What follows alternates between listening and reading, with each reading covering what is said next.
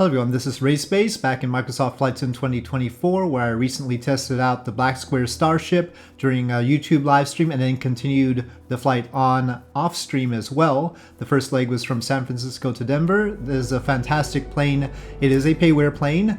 It is fairly expensive but also extremely detailed, and we start off with doing the walk around checks. I had to remember how to move in the sim because I haven't had to do a walk around and take little tags off in a while actually. So there is one at landing gear, the gear pins there, otherwise you won't be able to retract the landing gear, engine covers, and of course the pitot covers. And so yes, this is a fully featured plane. It is for both Flight Sim 2020 and Flight Sim 2024, and you will get separate zips for those, so it is separate versions. And we can see it is compatible with the Flight Sim 2024 system where you do the walk around. And of course the walk around does give us an opportunity to take a look at the details that Black Square built into the external model of the plane. It was a early carbon fiber composite plane, first flight 1986, and was manufactured up to 1995. 53 of them were built. And of course it has a very distinctive design, the Beechcraft Starship, and that's because it was designed by Bert Rutan of Scaled Composites. Bert Rutan is well known for very interesting designs, as I used a black square pad here to fuel it up. You do have to use the pad like this to put the fuel in, otherwise it won't register the center of mass correctly, I think.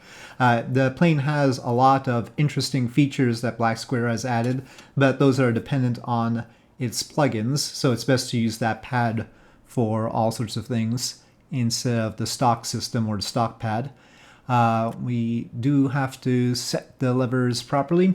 I do have a throttle quadrant, but it only has 3 levers, so since I'm going to have to do things for one engine and then the other during the startup sequence, I just pull them in the virtual cockpit there.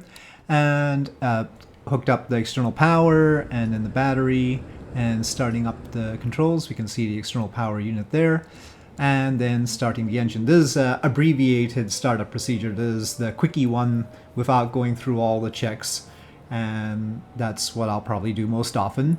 But if we wanted to go through the checklist, one of the screens which I currently have off actually has the full checklist. I don't turn on all the screens until we get the generators on, but you can.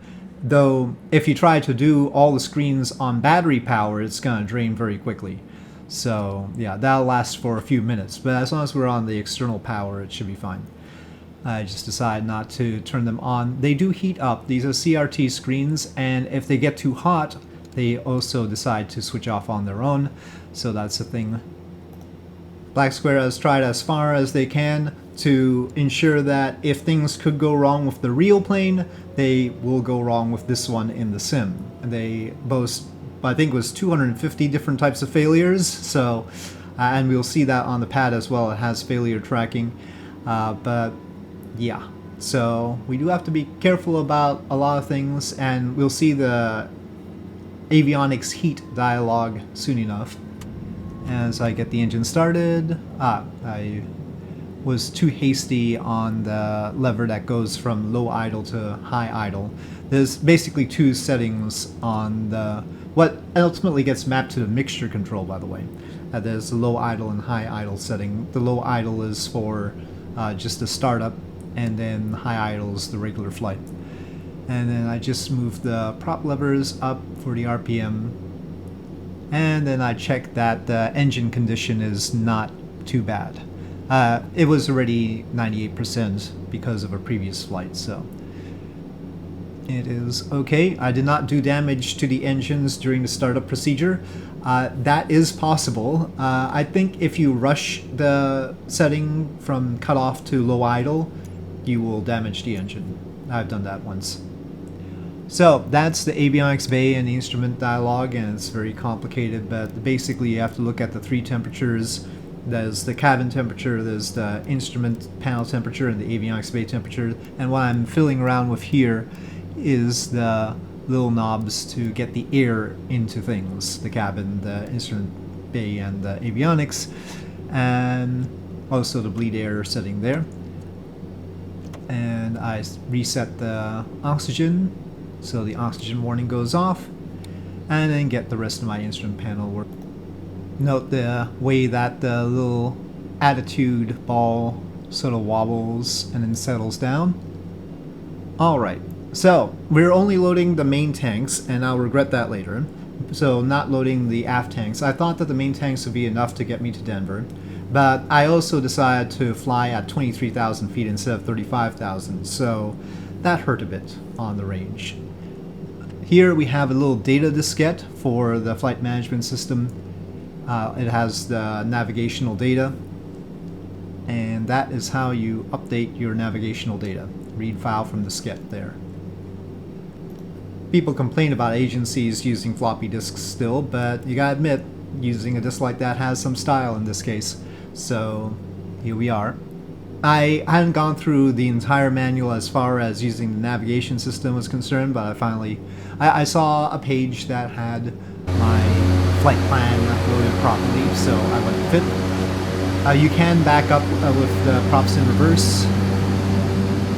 Though on the next flight from Denver to Chicago, I had a little bit of trouble with that, and I don't know why. Backing up, I mean. Alright, so taxiing at SFO. I find myself in a line behind quite a lot of airliners. I decide to be a good little Starship and just wait my turn. However, right at the runway, there were two airliners clipped into each other, and they were not moving. So that was a bit of a problem, and I decided finally to go around. I was not going to wait anymore. I'm sure maybe there was a flight coming in or something, but I looked to the right, and there didn't seem to be anybody coming in, so I went. Off we go. So back in the day, the Beechcraft Starship was sort of the symbol of the future as far as aviation was concerned. It featured prominently in, I think Flight Sim 4 or was it Flight Sim 5, I forget. But yeah, it captured my imagination at the time as well, and so I've loved it for a very long time. I got to visit one up at the Evergreen Aviation Museum in Oregon, and that one was sitting outside, so it was a little bit worse for wear, but it was there. I didn't get to go inside or anything, but I got plenty of photos of that one. We can see the avionics bay is really hot, but that's fine. The forward avionics bay gets air from outside. It's got little intakes. The troublesome one is the instrument panel, normally.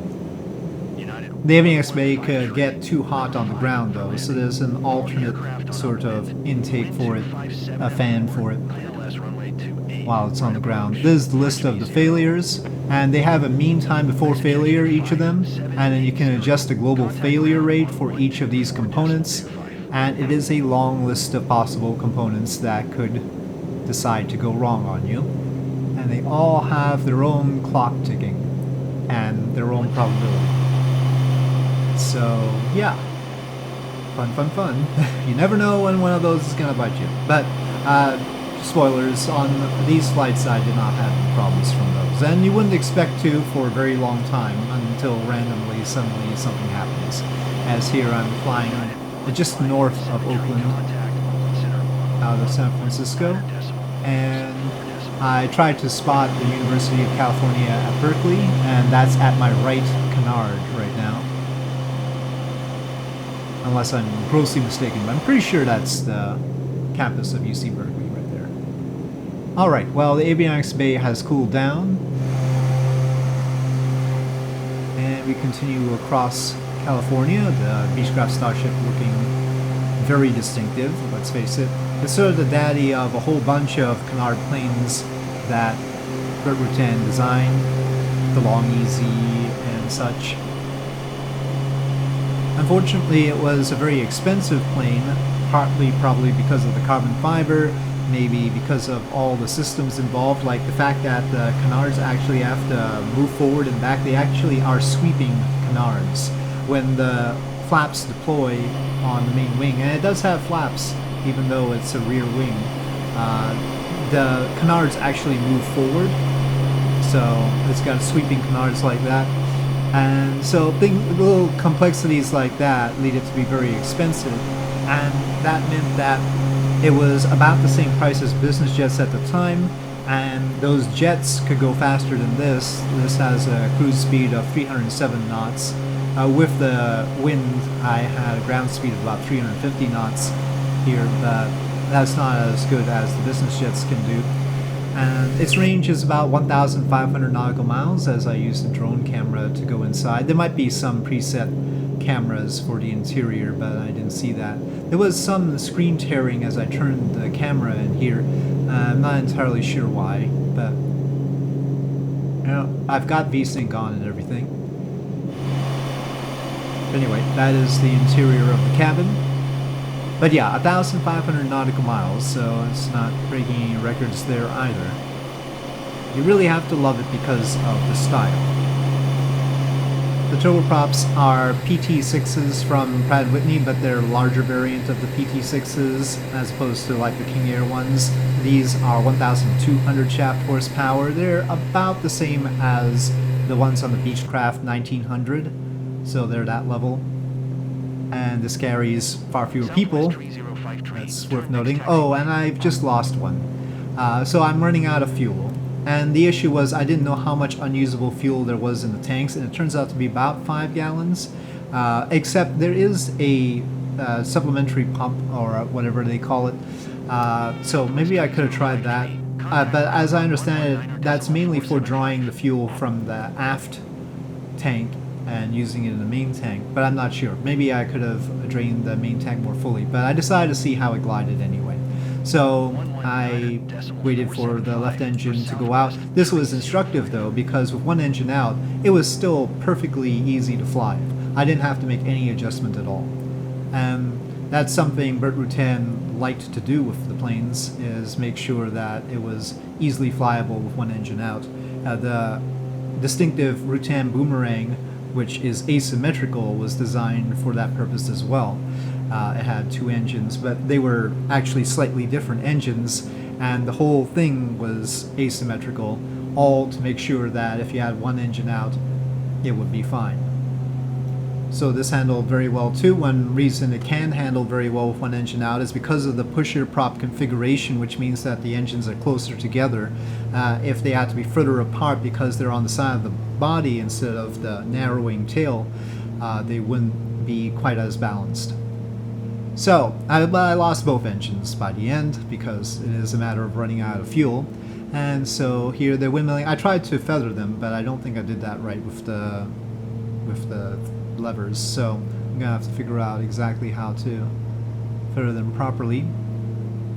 I wasn't expecting to have to do this so soon. This is my first landing with the plane. I did get the gear down. That worked fine. At this point, it's worth noting that the canard itself is a safety feature. The idea is that if there's a stall, the canard will stall first, and when the canard stalls, it'll push the nose into the ground, like it did just there, which meant I stalled. And normally people say because of this, it's very hard to stall the Beechcraft Starship, and the caveat to that is, except if you're landing, right? If you're landing, the fact that the canard stalls first and therefore pushes you nose down means that you're going to nose into the ground, as I did. But, well, it didn't actually bust the landing gear, and I assume that given the realisms that they've built into this, if they wanted to bust the landing gear, they would have. There was a message saying that landing gear malfunctioned, but I don't know what effect that had. I didn't have to do any repair. There's nothing on the pad that says repair the landing gear. So it seemed alright. And I moved on. So next flight, Denver to Chicago. This time I will not run out of fuel. But again, that was a useful thing to know as far as how it all works out when it does. So I know how much unusable fuel there is, how it handles with one engine out, and also how it glides. So I'll take that. Alright, taking the little tags off. Again, just getting additional views of the plane, really. I'm sure I'll get tired of this eventually, but so far, not so much. And again, I fuel up the main tanks alone, but the flight itself is shorter, and this time I'll go to 35,000 feet instead of 23. I'm not going to show the star procedure again because I did that earlier in the video, and I'm not going through the full thing anyway. I'm just going through an expedited one, but I will show the part where I shove in the diskette because, well, that's just special, isn't it? Yep, alright, we've got that going. And people noted that it has a sort of classic navigation system. Some people call it an old school navigation system. That it's not as old school as, say, the Boeing 247, which I've also flown. So I'll just call it classic, I guess. It's fine. It's still, you know, computerized and everything. There is a diskette. I did repair the engines, by the way. So just a note, and I'll continue to do that just as I'm experimenting what actually does damage the engines. And of course, after the previous flight, I thought that maybe they wouldn't be in very good shape. So, and they weren't. Wait for the 757 and continue. There was this odd bump here at Denver. So we had to power over that. And actually the reason why the warning lights are on is because the first time I tried that, I accidentally bumped into the mixture lever, my physical mixture lever, and that actually determines whether it's in low idle, high idle, or shut off. And I didn't want it to register the lever, the physical lever on my throttle, and that's because the physical lever was at shut off, and it doesn't really operate well with the low idle and high idle positions. But I accidentally bumped into it, and so it shut off the engines. That's why I had those warning lights. I had to restart the engine on the ground there, and yeah. Anyway, just as an explanation for why those are flashing. Otherwise, takeoff went fine enough. I'm hoping that if I do anything wrong, the plane is going to, like, complain about it and not work. Presumably, if everything works out right, I must be flying it right, correct? Yeah. Anyway, to a close approximation. Now on this flight, unfortunately, I faced serious frame drops as we approached Chicago, and long before the Chicago photogrammetry showed up too. So it was having some trouble. I had tried to get ATC communications on as well, and it was not having that. I tried to talk to ATC, and for some reason ATC did not respond. So something was up with the sim, basically, as it is very choppy approaching Chicago. You'll note that the instrument panel is really hot compared to the cool cabin and cool avionics space, so I didn't really fully understand why that was happening. In theory, those two should help, maybe, cool the instrument panel off, especially the cabin air. Maybe I had failed to turn on something, hasty as my startup is. So yeah, that is the situation. It developed more clouds to slow things down even further. I tried to fiddle with the display settings just to try and get some sanity, but that did not help. So none of the little settings that I chose were getting rid of this frame drop situation, and now there's photogrammetry there. Though I wish the photogrammetry's spikiness was not so obvious at this distance. Maybe instead of little pyramids, they could start out as blocks. I don't know how it works, but yeah. Approaching the runway was definitely hard with all of this, and I didn't do a particularly good job of it. You'll note that the avionics bay also gets warmer because of the outside air being warmer. And yeah, not having an easy time of this at all. Another issue was how obscure the vertical speed indicator is. It's built into the altimeter, but it's very subtle and not very clear, especially when it comes to numbers less than 500 feet per minute. So I wasn't fond of that aspect of the instrument panel. But okay, we're here. It survived. It didn't have a landing gear malfunction message this time, and I taxied hurriedly to get out of the frame drops and the choppiness. So there you go, my first 2 full flights with the Beechcraft Starship from Black Square. I did do a test flight beforehand, before the live stream, to see that things were working. I didn't complete that flight as I park here. It is a marvelous plane, and this is a marvelous rendition of it. Certainly the best that we could get. So yeah, I will enjoy flying it around. Instead of more formal flights, I want to see how it does on sightseeing flights, low level, and perhaps slower. And I will test it out in that situation soon. But for now, thank you for watching. Hope you enjoyed this video. If you did, please do press like. If you have any comments or suggestions, please leave them in the comment section below. And I'll see you next time.